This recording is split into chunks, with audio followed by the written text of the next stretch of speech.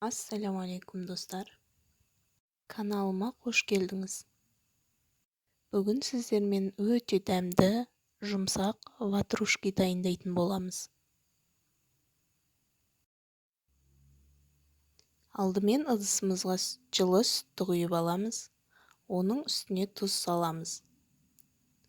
Сосын құрғақ дрожж саламыз. Үстіне шекердің жарты бөлігін салып, жақсылап араластырамыз. Дрожжымыз суда еру қажет.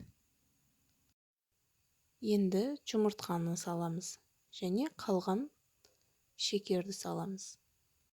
Достар, менің видеом ұнаса, комментарий жазып, пікірлеріңізді білдіре отырыңыздар.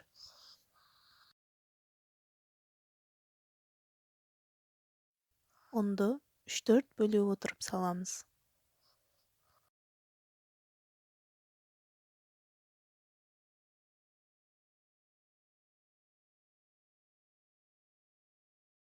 Оның соңғы бөлігін салып, қолымызбен илейміз. Дайын қамырдың үстіне сары майымызды салып, жақсылап илеп аламыз. Және бетін жауып, жылы жерге 1 сағатқа қоямыз. Енді сүзбені дайындаймыз. Сүзбеге 2 ас қасық қаймақ және қант салып, жақсылап 1 келкі масса болғанша араластырамыз. Ашыған қамырымызды бөліктерге бөліп дайындап аламыз.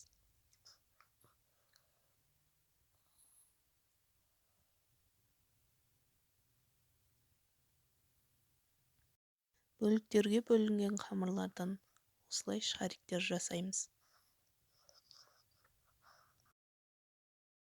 Қамырларды табаға қойып, осылай формаға келтіреміз.